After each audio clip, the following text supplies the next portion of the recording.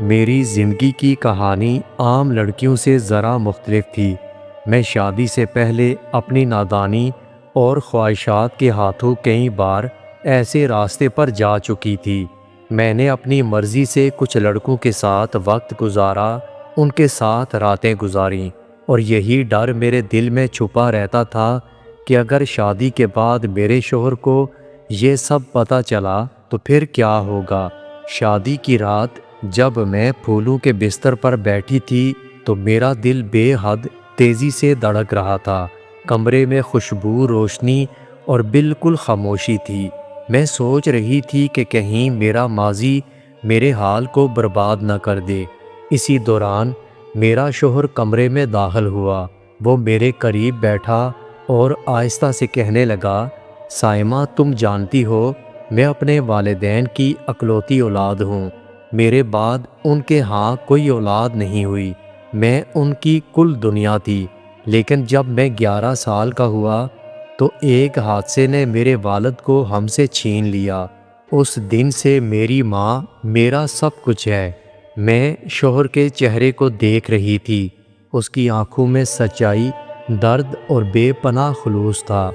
میرے دل میں ایک عجیب سا سکون اتر رہا تھا، لیکن ساتھ میں ڈر بھی تھا کہ اگر اسے میرے ماضی کا پتہ چلا تو یہ محبت بھرے لمحے نفرت میں بدل جائیں گے۔ میری کہانی یہاں سے شروع ہوئی تھی۔ میرے بچپن کے بعد کی ساری جوانی تنہائی اور محرومی میں گزری تھی۔ میری ماں سلائی کر کے میرا پیٹ پالتی تھی۔ وہ دن بھر مشین کے ساتھ مصروف رہتی اور میں گھر کی خاموشی میں کھوئی رہتی۔ پھر ایک دن میری زندگی میں یاسر آیا۔ وہ پڑوس کا لڑکا تھا، بہت خوبصورت اور دلکش تھا۔ وہ اتنا خوبصورت تھا کہ ہر لڑکی اس پر مر مٹنے کو تیار تھی۔ جب وہ مجھے دیکھ کر مسکراتا تو میرے اندر ایک بجلی پیدا ہوتی۔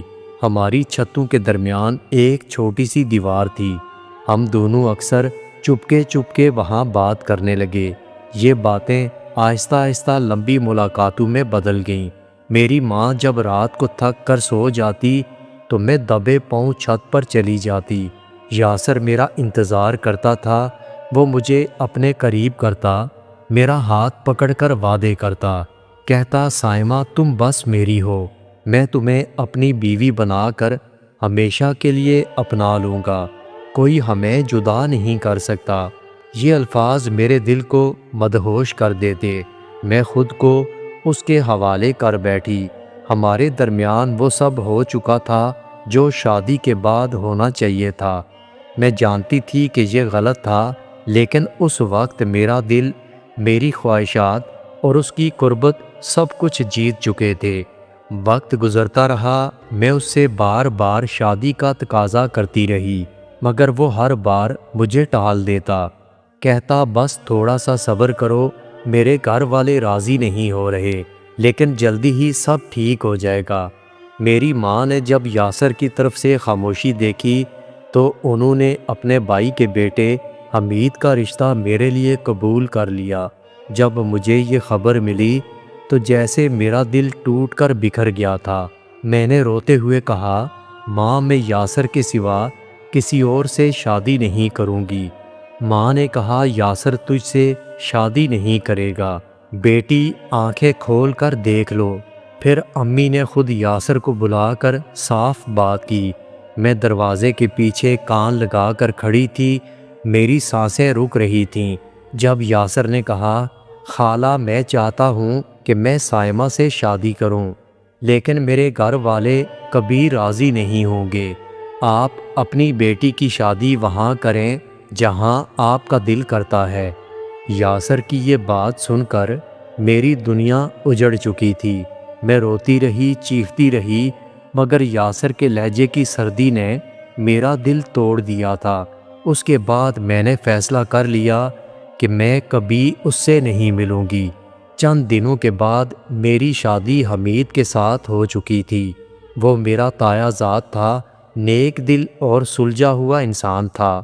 پہلی رات جب وہ میرے قریب آیا تو میرا دل زور زور سے دھڑک رہا تھا۔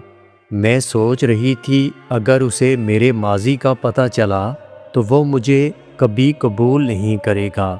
لیکن حمید نے میرا ہاتھ تھام کر کہا، سائمہ ایک وعدہ کرو، اپنی زندگی میں ہمیشہ سچ بولو گی، کبھی جھوٹ نہیں بولو گی۔